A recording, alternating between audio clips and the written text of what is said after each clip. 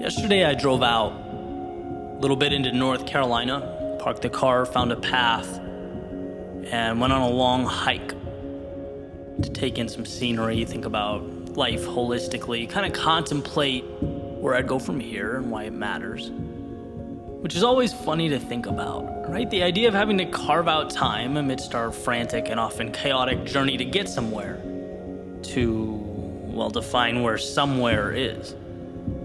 But I think about that a lot. Our days consist of so much running around that I can easily forget what even my calculated decisions add up to. Why? It's a simple enough question, perhaps one I could ask more. Why? What's with this whole get comfortable with discomfort thing? Why do I place so much emphasis on the quote-unquote path less traveled?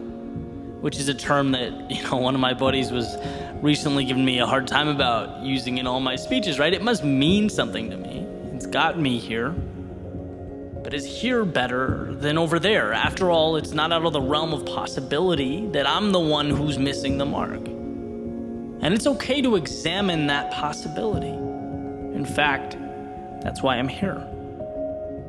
And I bounced this around in my head as I made my way up the trail and noticed as I looked around, everything just felt perfect. Have you ever had one of those moments where it just seems surreal?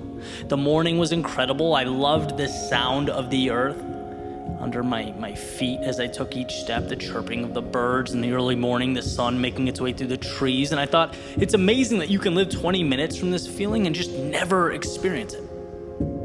I guess proof that a decision to not go, to do nothing, is still very much a decision. And in this case would have been the less desirable one. I'm glad I went. My phone was in my backpack, and for the first time in a while, I didn't even think about it. My mind was stimulated. My senses were taking in something new, something different, something not my studio or laptop or social media analytics pages. In fact, all that stuff felt kind of trivial now that I was removed from it. And I wondered, why don't I do this more? The thought popped into my head earlier that morning. I thought, hey, that's a cool idea. I just had to get through that initial pushback, the hesitancy of, well, what's the point? What's the desired outcome of a hike? Right? After all, this little jaunt's just going to distract you from your work and your progress. But at that moment, I think you have to just shut out reason for a second. You have to remind yourself that there's value, period. Otherwise, we open the door for rationalizing. We talk ourselves out of some of life's beautiful secrets. Sometimes you have to just go. And as I made my way down this trail further and further, I started to feel better. I felt reassured. Like I had something that I otherwise wouldn't have had. Something that's my own. And maybe that is it. Maybe that alone is the reason for everything. To collect those incredible things, large and small, that we might not have had. After all, isn't life just an accumulation of memories, of experiences that are spread out like a choose-your-ending children's book? And with so much control over the outcome, I think that matter deserves my attention. In order to acquire the good stuff, whether it's in a different location or context or time in my life, I still learn again and again that to get that, we have to leave some things behind. And that's the essence of life. You usually get out what you put in. And I think about that a lot. I think about the forks in the road I've come across, those same ones, the life-altering decisions. I guess it's only human. Walking away from that promising career that I'd spent my whole life building towards. Every once in a while, sure, I miss the security. Leaving this city and the people that made my life what it was, it still haunts me from time to time, trading permanence and structure for the freedom to condense my life's work into a laptop and take it anywhere in the world. But empowerment can be lonely, right? And I guess I can't help that in the midst of those situations, the easy decision always feels like the wrong one.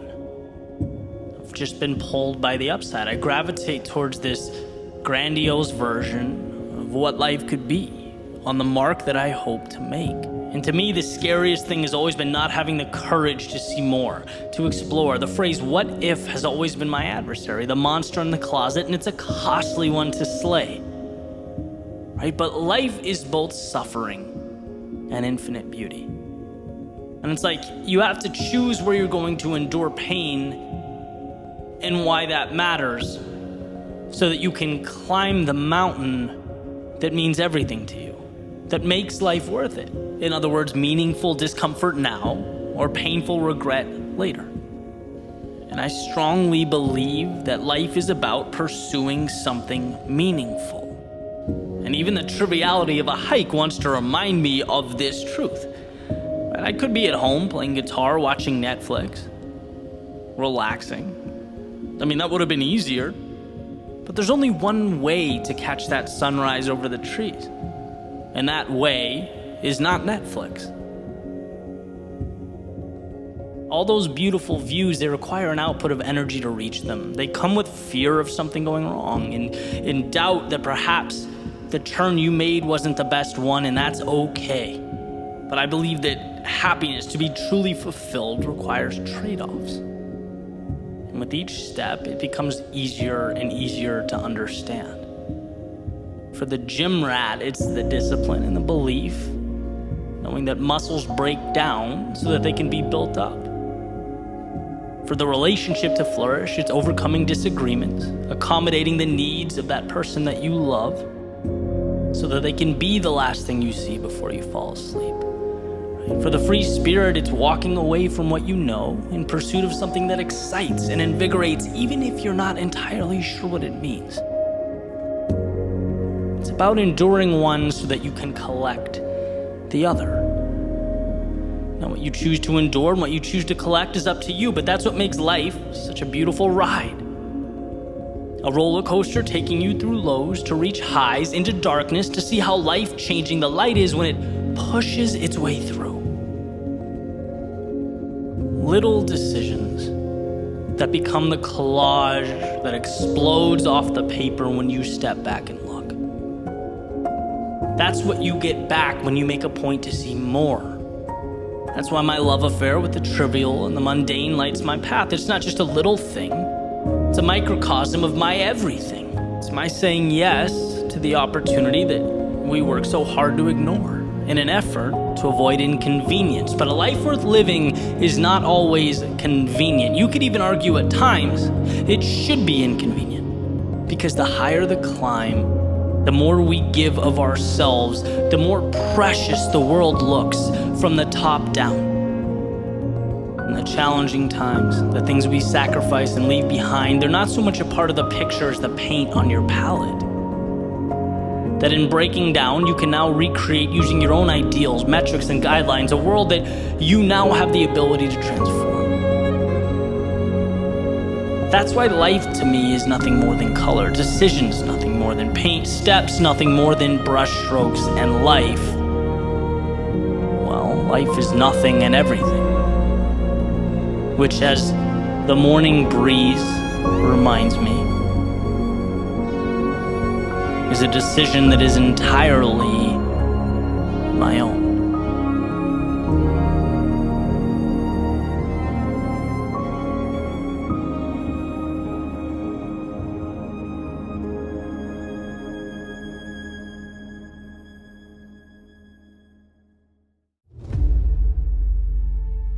Do you ever wonder how much of you has materialized? Like, if what F. Scott Fitzgerald says is true and our lives are defined by opportunity, even the ones we miss, then how much remains in the ether? And I don't think it's about playing a game of what if. That would be endless. It would be self-defeating. No one's perfect. I don't even really think it's about making a right turn instead of a left. Because as long as you're moving, and moving with conviction, life ultimately brings you where you need to be. But more, my concern is the steps never brought to pavement. My ideas unhatched, my opportunities I either knowingly or unknowingly left on the shelf. Because it didn't seem real enough. like a Broadway play between my ears that as a spectator I knew would end. After all, that's what stories do. How much of ourselves have we cast aside as simply the things we don't say out loud? At first, it's infinite. We've yet to be taught to limit because limits aren't things, they're ideas, and ideas must be adopted. That's why they say some of life's best things were done by people too ignorant to know they were impossible, too naive of the notion that they couldn't say them out loud. Then it's comparison. They have what I want, but it was meant for them and not me. How delusional to think I could have it. How crazy to think that life has yet to be written, and I am an author. My date is with normalcy in the box where I keep those things we don't say out loud, and then we look around and we see highlight reels, we see awards and vacations and smiles, but we don't stop to think maybe they're just like me. Maybe they're people who struggle and question themselves and doubt the road ahead. No, it must be the paths diverged. They took happiness and I took those things we don't say out loud. And then there's everyday life when things don't go as planned, when the world presents curveballs and you haven't learned to hit off speed, so you feel small and you feel inadequate and ill-equipped, and you could reach out, but that's not cool, that's not right. That's something that you don't say out loud, but we keep it in, like all in, and eventually it becomes the if-onlys and I wish I hads. It's the quiet envy gazing longingly towards those who just cared less, who realize maybe life's not as serious as we make it out to be, who turn thoughts to things not by burying but by embodying them. And maybe that's the trick, to unlock the gate, keeping your perceived reality from the possibility of a new one, the one you could create if only you promoted your fleeting thoughts to forward progress. See, dreams can fail to come to fruition in two places, in your head and outside of it. But at least outside it has a chance.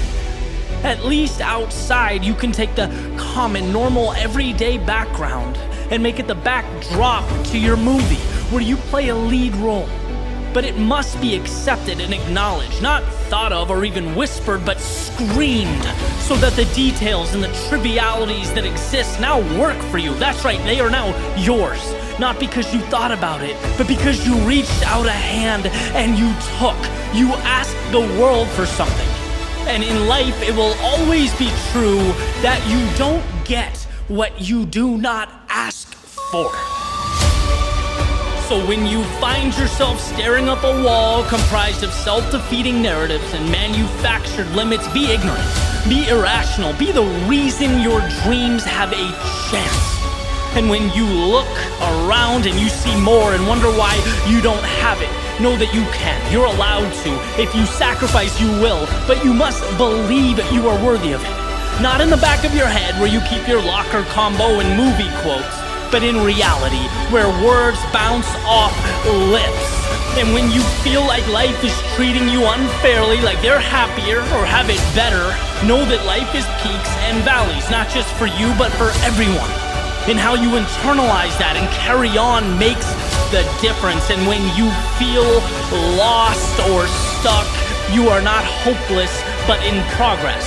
Being broken down so that you can be reconstructed, stronger, better. Victory is not in hiding those struggles, but accepting them as the difference, as the reason you created the miraculous. Not because you had dreams, but because you said them out loud.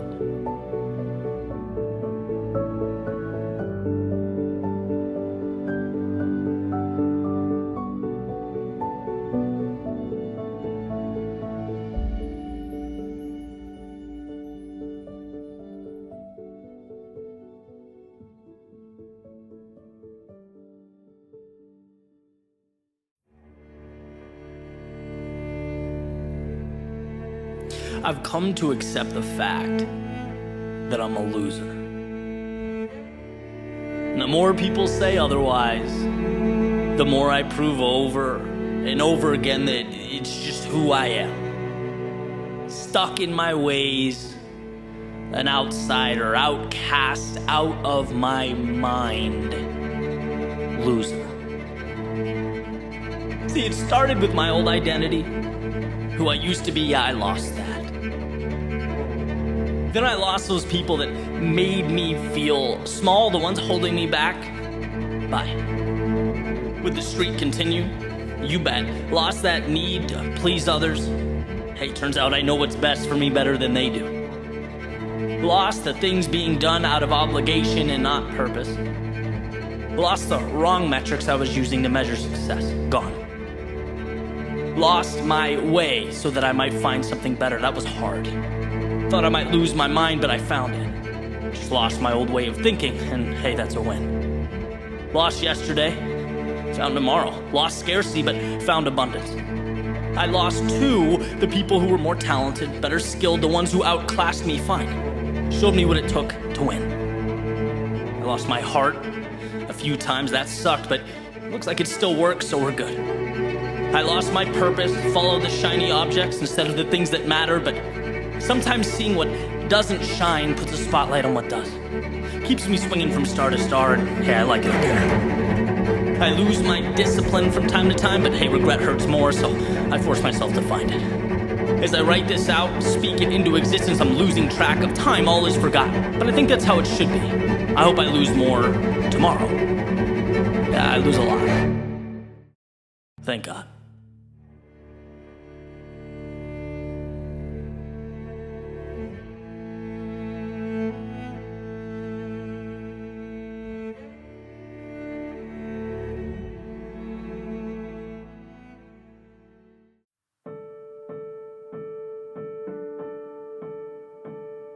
That to find ourselves requires we must first lose ourselves, is, I believe, life's greatest paradox. Leaving that carousel of comfort, the predictability of what we know, the certainty of who we believe ourselves to be, for a promise with no real guarantee of being kept, well, it's nothing short of irrational. Are the odds in our favor? Perhaps not. But by stepping off, by placing our bets on a different track with a different prize at a different time, we have increased those odds from 0 to, well, I guess we decide. And see, the world teaches us that it's advantageous to spin. A spinning carousel is predictable. It can't be cheated. There's very little room for loss or humiliation or setbacks or even life to get in the way. You know where you start and you know where you end, and that's just the thing. This spinning world is so easy that people don't want to leave. In fact, it's not until you walk away from the crowd that you even face the unknown. And that's precisely why it's so hard to walk alone. It's hard, it's challenging because of the now. Not because the now can't be measured or understood. No, we get it. But because there's this little whisper in the back of our heads that the now might go on and on and on forever, that check will never be cashed, the summit never reached. No, just footsteps down a perpetually long, windy road, and that's, when maybe, just maybe we miss that carousel. We miss the safety and security. And that's what sometimes makes it such a stressful thing to walk alone. We think about all of ourselves, our mind, our heart we've left behind along the way. Truths we now have to face, things they never taught us on that carousel. We had to learn that we were wrong about who'd be by our side through it all. We could no longer hide behind the notion that when things got tough, someday everything would be there, would be the same. We learned to swim by jumping into the deep end, seeing in real time that people only believe what already exists, what's put in front of them, that ideas are empty, that a dream is a language only spoken by its creator. And if you want it to mean anything, you must dedicate your life to translating it. We learn how much is backwards, how much of life is reactive, that success is being one of the few who don't react, but build a world to react to. And in the thick of it all, to internalize the process, because talking does nothing. plans are just potential energy confined to your pocket, you have to be okay growing that seed by yourself. Like a runner making her way past a crowd, right? The crowd sees calm, sees peace, sees the finesse of an athlete gliding over the pavement. They have no idea the war being fought behind her eyes. The silencing of constant whispers to slow down, to do less, the repression of pain that consumes her to such an extent it can't even really be pinpointed. It just kind of floats over her body. They'll never know that. And what we learn is that they don't need to. It's the truth. And see, it's also what makes it quite lonely to walk alone. Walking alone, well, it's a lot of things. But it's never boring. It's never dull. And if you can hang in there long enough without even noticing the headwind you've been fighting, it becomes a tailwind. And where we may have felt alone, the idea pops into our heads that maybe that's not quite right. If anything, the wind at our back is now momentum. It's a partner along the way. That carousel, yeah, it's still spinning, but somewhere else. Some far-off place beyond our field of vision. And no, things don't ever become easy. We wouldn't want that. But difficulty is interpreted differently now. Not a burden, but a cost, and one we'd gladly continue to pay. And that space that once felt so empty, so desolate, so helpless, well, now it's made up of people who see what you see, who hopped off their own carousels and wandered through the desert. They too navigated through the impossible and the never been done. It's funny how at some point we always find each other. And I suppose now, having traded the carousels for the adventure, we can walk alone together. Us against the world. Standing up in defiance of the odds, chasing that glimmer of hope.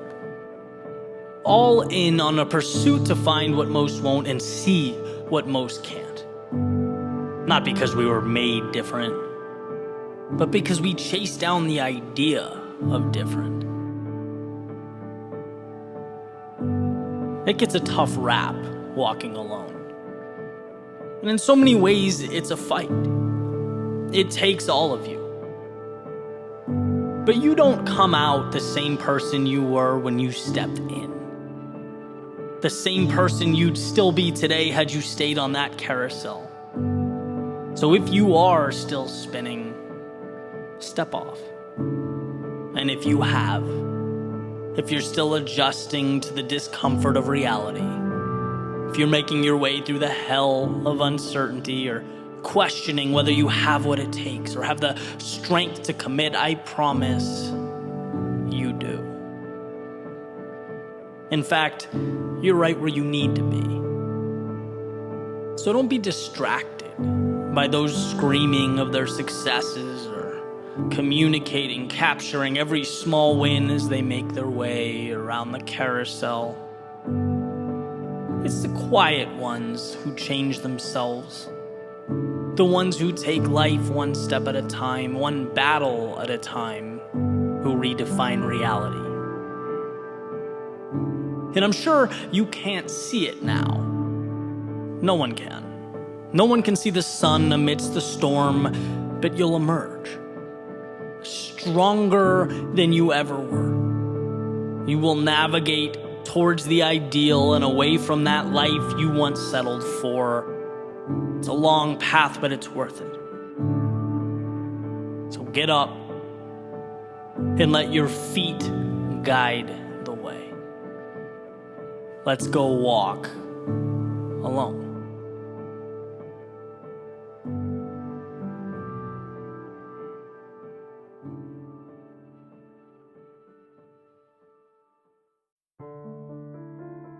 Living is easy. It's my inability to die that kills me.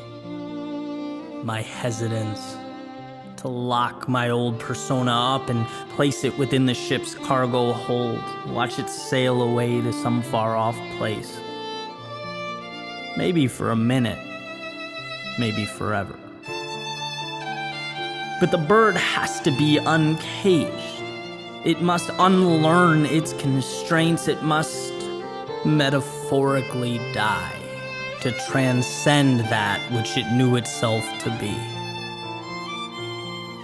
I think we all have wings.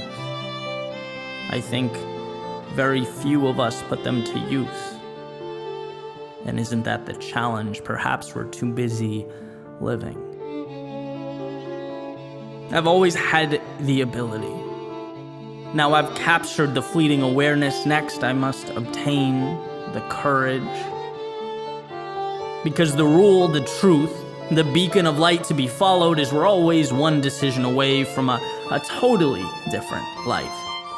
If dare I decide to take the mask off, that's been so effectively fooling others that I've begun to fool myself. Dare I decide to play new games with new rules, to see life with new eyes, perhaps upside down. But when your sight is finally set on infinity, when you're looking at the clouds while lying on your back, who's right, them or you? Who gets the honor of deciding? And sometimes I wonder how far we need to walk to understand that the danger isn't stepping into a new pair of shoes. It's thinking you need to walk the same path, down the same street, in the same pair of shoes you've had on your entire life. Strange, right? Peculiar, according to previous cognitive mappings, but maybe they're crazy. Is your oxygen? Maybe crazy is pure. It's desirable. It's been the goal all along. And, well, where I thought I dedicated my life to its pursuit, I see how wrong I was. To think something new could emerge. No, not without the death of the old. Not without that caricature of myself slipping away. Not without that ship taking everything, every last thing. I want roots ripped from the ground. I want new heroes and new villains, new street signs telling of new roads, new tears from eyes stimulated by that which I've never seen, the increased rhythm of a new heartbeat, in anticipation of all that lies ahead. New beginnings, maybe for a minute, or maybe forever. I'll let you know once I learn to die.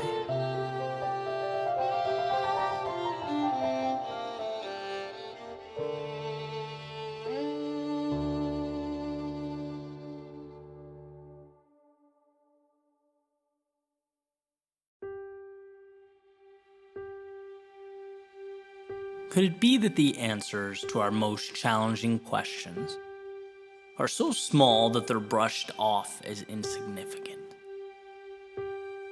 That in pursuing that bulldozer we think is necessary to knock the door down, we refuse again and again the key that would simply open it? Why is our first instinct to think our next action needs to be as big or as glamorous as that intended result? Again and again, my default has been to, look for some brilliant, monumental insight or some secret answer that would unroll like a scroll containing a treasure map. But again and again, I learn and I relearn that what I need, what is required, is so reasonable. It's so accessible that it almost feels like the universe has a sense of humor, right? It's sitting back and chuckling while we run around with keys in our pockets looking for a sledgehammer to break the door down. Right? This is kind of a funny story. So last year, I had my first Your World Within live event, and Evan Carmichael was one of the speakers, and after the event, we were talking about YouTube, right? He says, why don't you swing by, we'll look at your channel, we'll see if I can offer any suggestions or pointers, and I gladly accepted the offer. And so I showed up later in the evening. He's got his laptop open.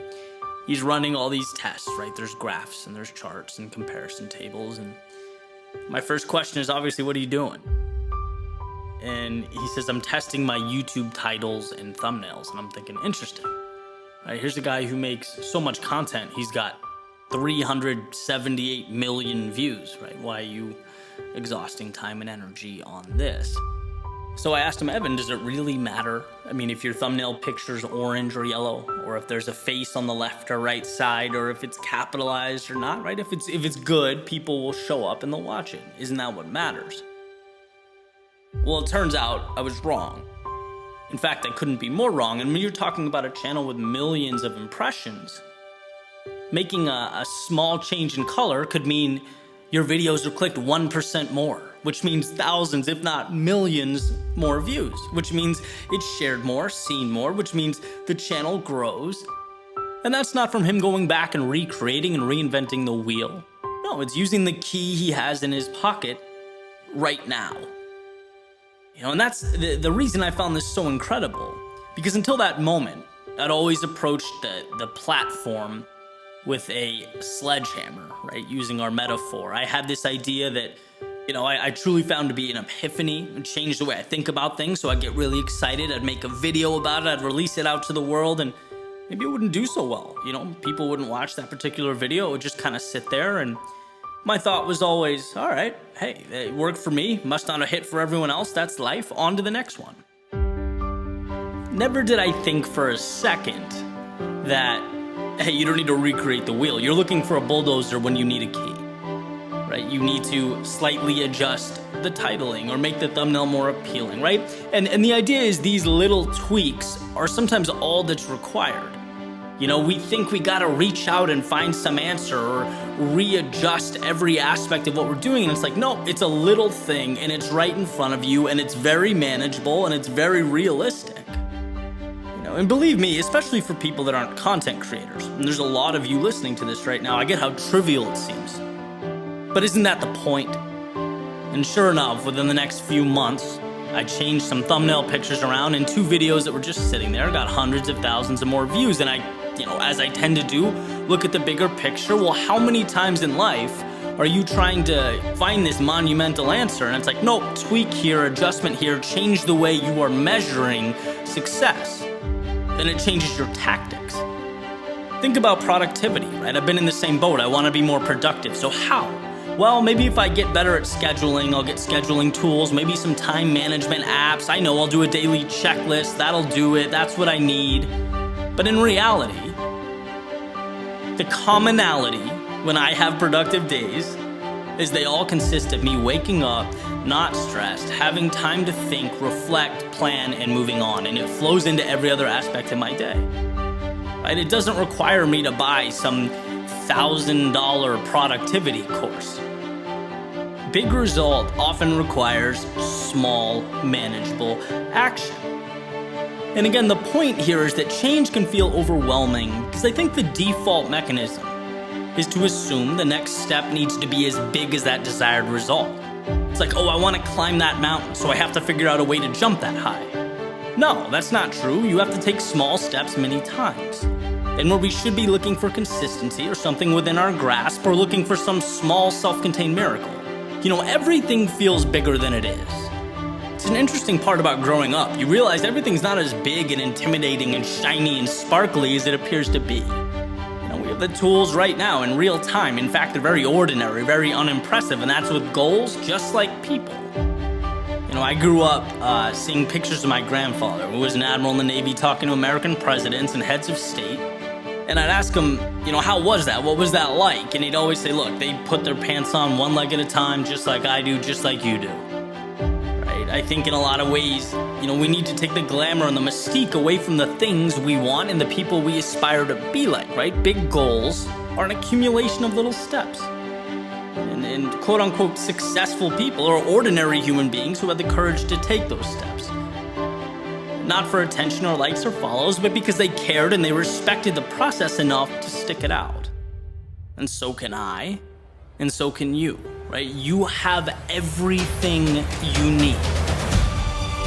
Whether you're talking about creating on YouTube or putting yourself in position to conquer the day, learning or emulating those you admire, nothing is otherworldly for you.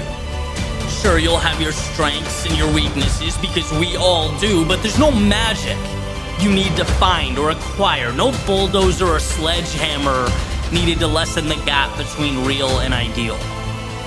Just the understanding that the key in your pocket, the one you already have, will get you through the door.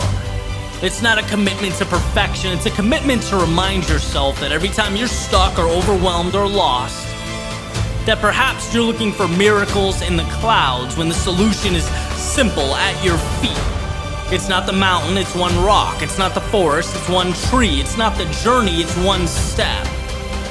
And as time goes by, you'll find yourself moving beyond that previous reality, beyond those looking for the home run or otherworldly answers, and beyond the narrative that you don't have what it takes, because you do and you always did. You simply had to commit to walking that path.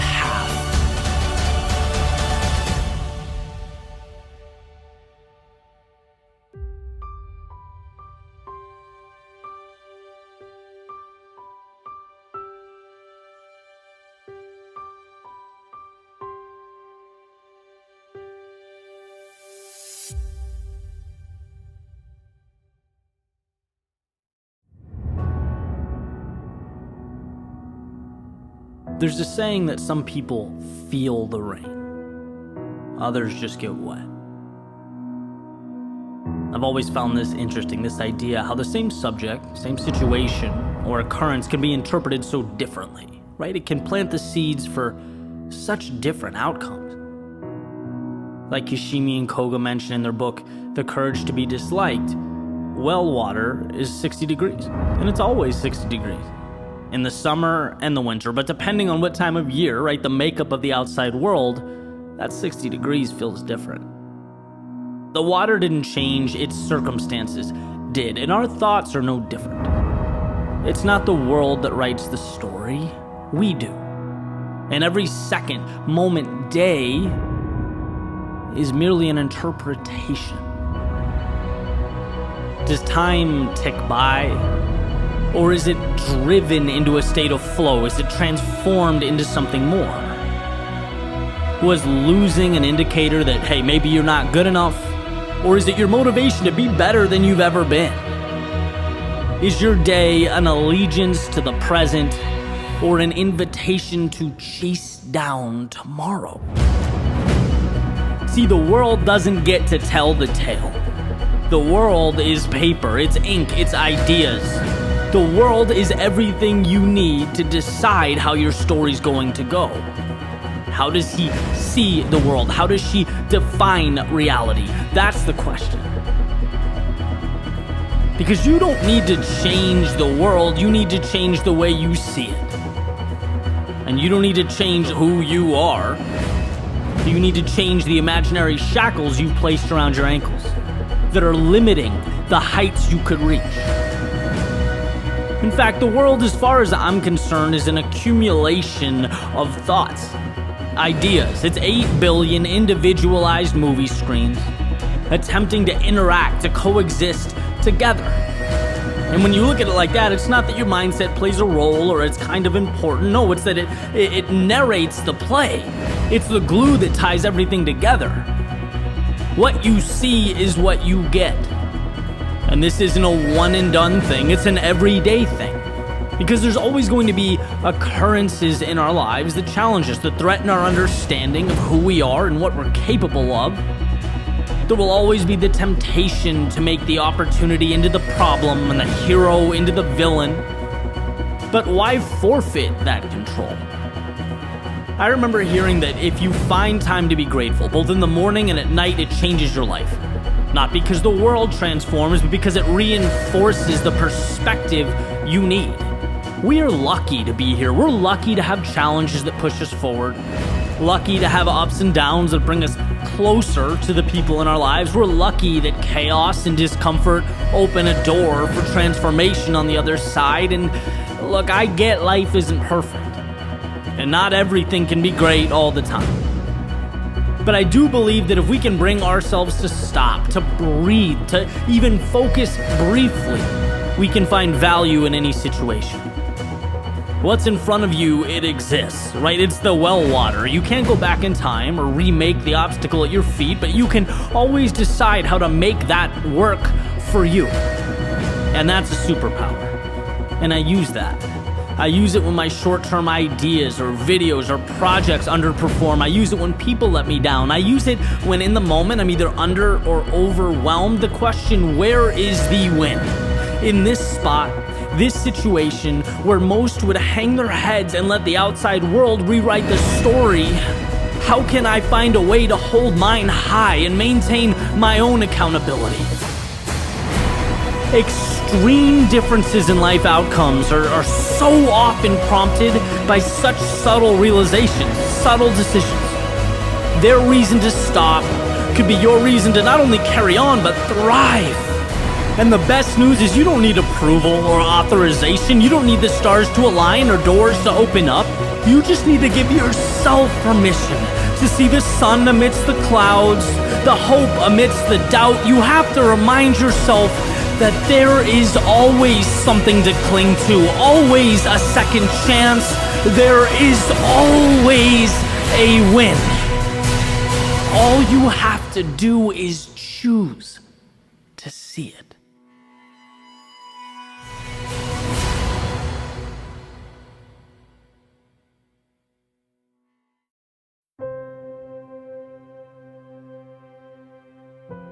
The reasonable man adapts himself to the world.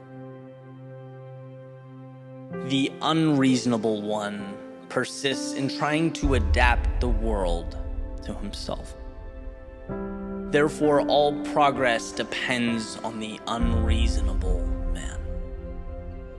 George Bernard Shaw. And with that in mind, here's a cap tip, a nod to the irrational, the foolish, and the odd, the ones who look around and see a world not as it is, but as it can be from now on. The unreasonable man, uncapped aspiration, turning thoughts to things, led by imagination, makers of hope and designers of fate, dancing with tomorrow, letting their vision light the way. One thing it seems that's never wrong is that life takes the shape of those pictures they've drawn when the page was blank. No chorus in the song, no hope in the moment, but they looked up, they carried on, and normalcy tends to be a list of what's okay, a list of someone else's plans, a list from yesterday, and what's missed when our heads point right down at the ground is we see the path before us, but we forget to look around. We don't see the could-be's, infinities. We could reach the hero that stands, and he holds up one hand. He promises to be an unreasonable man.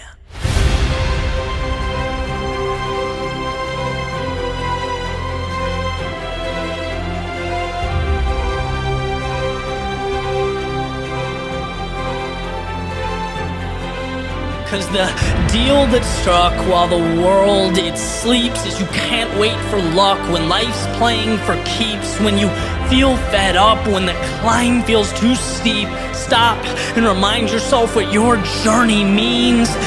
Life your way, existence on your terms, an endless freeway with more twists and more turns, mistakes that you'll make, and yeah, you'll learn that the past doesn't last. It's just not your concern, and normal is not you, and that's why you'll be great. So don't bow down, don't settle or negotiate. You can be a great one of those names that stands for all time as a maker of change, who saw life not as work, but the perfect game, who knew all those pieces could be rearranged, who fought through the unknown to show that unreasonable means more than more of the same.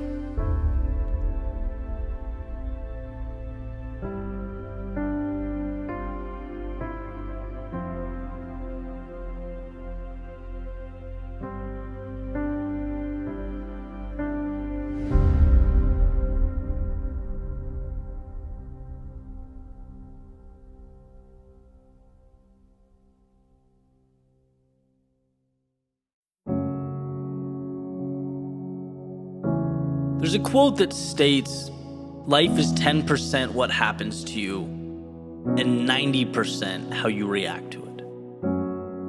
Which means that your reaction is drastically more important than the circumstance. And that's critical to know. It's critical to understand that no one in life has more power over your own situation than you. And there's an old story that hits on this point exactly. There's a father and a daughter. And basically the daughter's complaining. She's complaining about life, how difficult things are. She doesn't know how she's going to make it in whatever it is she's doing. I mean, the bottom line is she's tired of the day-to-day, right? And her father gets this idea. He says, come with me into the kitchen. And he gets 3 pots of water, puts them on the stove and turns the burners on. As soon as they start boiling, he drops a potato in the first one, an egg in the second one, and some coffee beans in the third one. And after some time goes by and they boil a little bit, he pulls them out, right? He puts the potato in a bowl, he puts the egg in a bowl, and he takes a ladle and he puts some of the coffee in a cup. And he says, what do you see? She says, well, I see a potato, I see eggs, and I see coffee. He says, yeah, but look closer. There's more there. And she goes and she touches the potato and it's now soft. And he hands her the bowl with the boiled egg. And she takes the shell off and breaks it open. She sees that it's hard inside. Then finally he asks her to take a sip of the coffee. And, she smells it. She takes a sip. And a smile comes to her face. She says, so what does all this mean? What are you trying to say? And he says, well, the potato, when I dropped it in the water, it was rigid, it was tough, it was uncompromising. But in the boiling water, it became soft, weak. Then you have the egg that was basically the opposite. This delicate layer protecting a liquid center, and the boiling water made it hard. And then there was the coffee. That wasn't just changed by the situation. It created something new. It took the same adversity and used it as a lever to bring something beautiful into existence. He then looks at his daughter and says, look, when things become challenging, when things become difficult, which one are you? What's your approach? See, maybe the question is not about how challenging the situation is, right? Maybe we've been asking the wrong question. Maybe it's, how do you transform yourself and by default, the world around you? How do you take your strengths, your values, your loves, your joys, your happiness, and let that lead you into something bigger? When life gets hard, and it does, what do you become? I always remind myself, we are not defined by life at peak state. As much as I wish that were the case, right? We're not shaped by the easy days or the times that we floated by. Because those times are great, they're enjoyable, but they're not what make or break us. It's the times that challenge us and ask us to be what we have not yet become. That's the good stuff. And this is another one of those, simple but not easy type things, because on paper it makes sense, it's understood. But it's an outlook that manifests over time. It's slowly stacked piece by piece and brick by brick, realizing that every situation provides you with tools to make something out of an apparent nothing. And then it waits, right? Because fate is in your hands. And I can certainly think of, times in my life. That's one of the reasons I love these stories. I can reflect where each one of those pots of boiling water was relevant, right? I can think of times I was too headstrong, like the metaphorical potato. I thought success would be easy. I thought projects would be simple to execute. I spent months doing things that just weren't good because I didn't ask, what does the world need? I asked myself, what do I want to give the world? And there has to be a marriage there, right? And it was a quick reminder that the world owes me nothing. I was humbled or softened, as the story goes. I've been the egg, I've been timid, I've been uncertain, thin-skinned, worrying about what people would say or the content I was creating, worried about perception. How would things look if I failed? And very quickly, I learned that when life is a game of comparison or one-upmanship, when you do things for reasons and people other than yourself, can't win. You overcompensate. You do things for the wrong reasons and you lose yourself. You become hardened. And then there's the good stuff, right? Getting to the coffee, not bowing down to the circumstances, but shaping them. Not letting life dictate how the story goes or the fate of your character. And what's interesting is I'm pretty sure that being that metaphorical egg and the potato, they lay the foundation to become the coffee, the life lessons, the falling down, the picking my ego up off the floor, learning to trust myself, not be led by the opinions and expectations of others. You essentially learn that you can take the world around you and change it, that it is malleable, it is flexible. You have that power. You have that ability. It's up to you to believe it. And that's critical because no one comes along and co-signs that understanding for you. It's an internal process. You start to learn that things aren't there to provide instruction. They're there to propel you. But can you see the unknown as the opportunity, the obstacle as the way, and the loss as the armor that you pick up during the journey?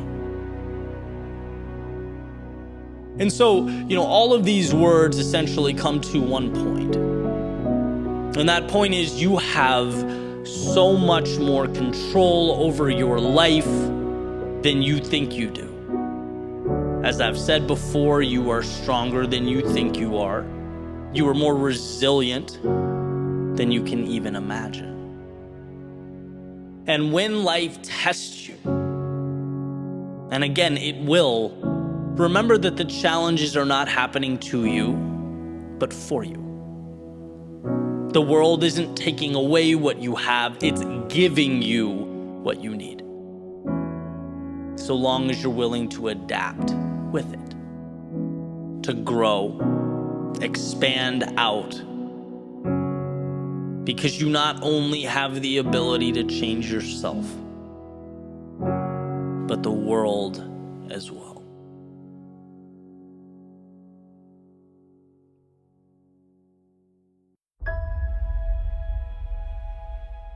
Hope.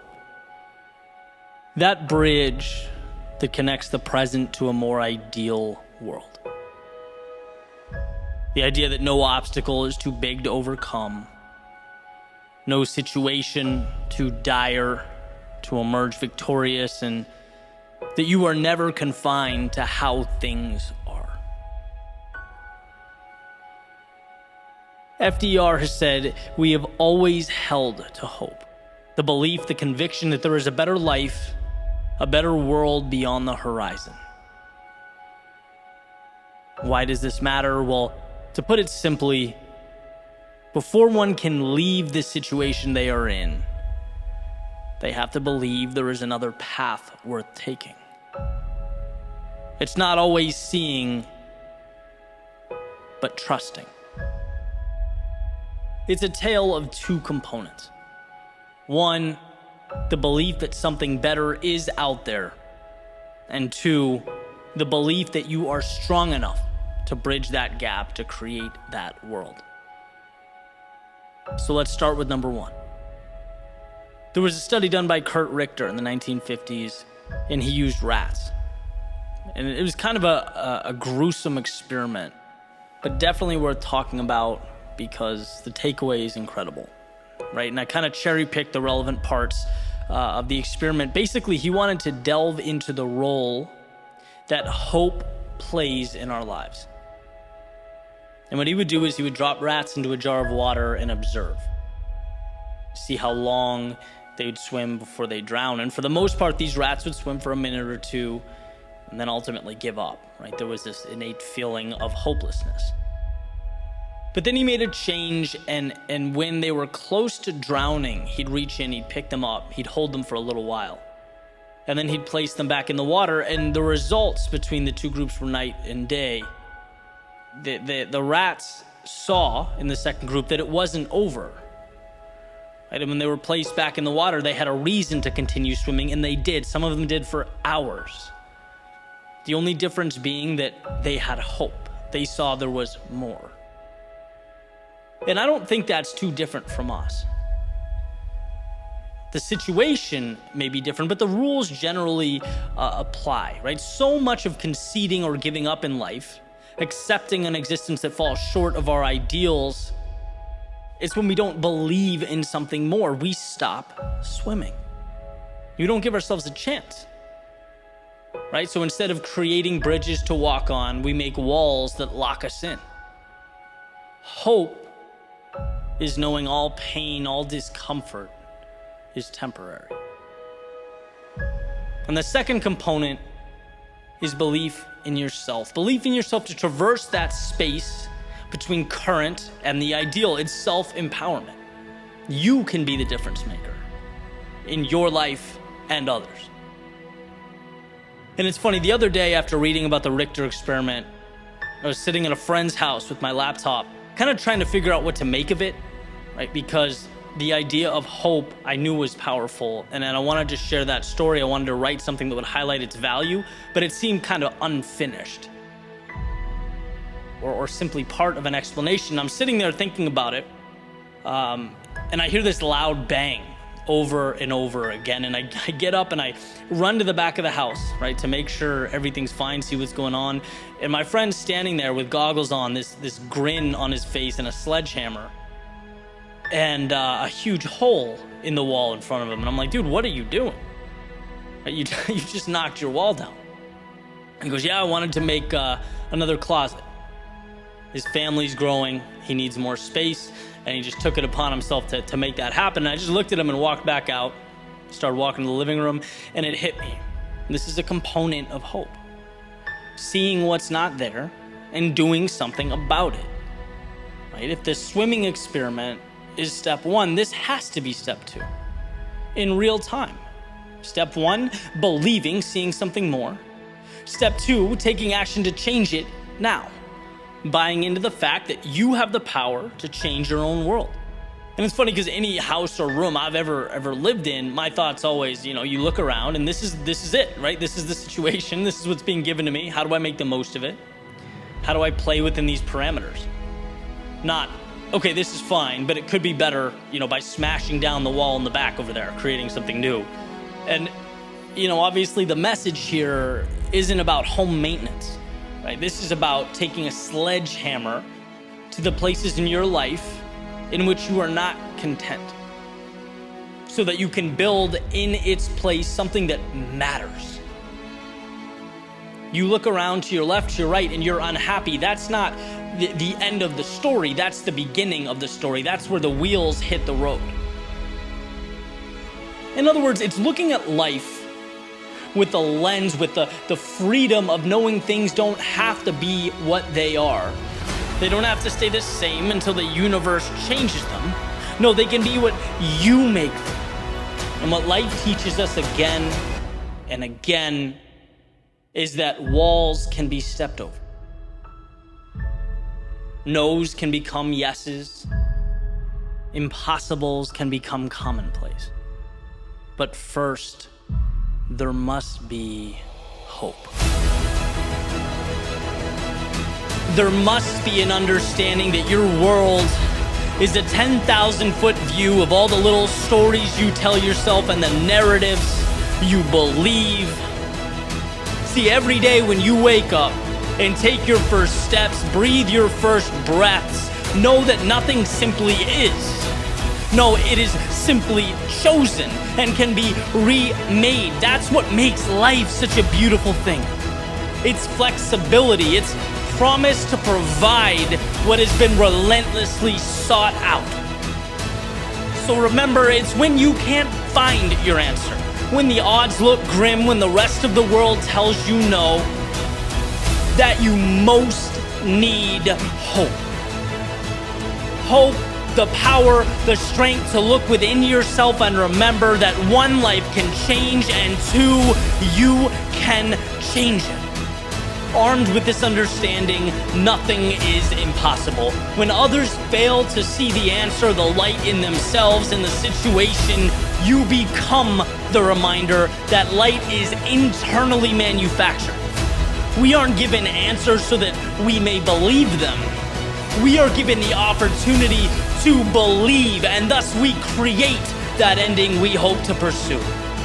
And without this, life is nothing more than a permanent status quo. It's holding our hands to the sky and receiving what life chooses to provide. But that's not why you're here. It's not why you woke up today. Not to accept, but to create. To find hope in the tragedy and the hardship, and to find within yourself the strength to move forward with whatever you decide comes next.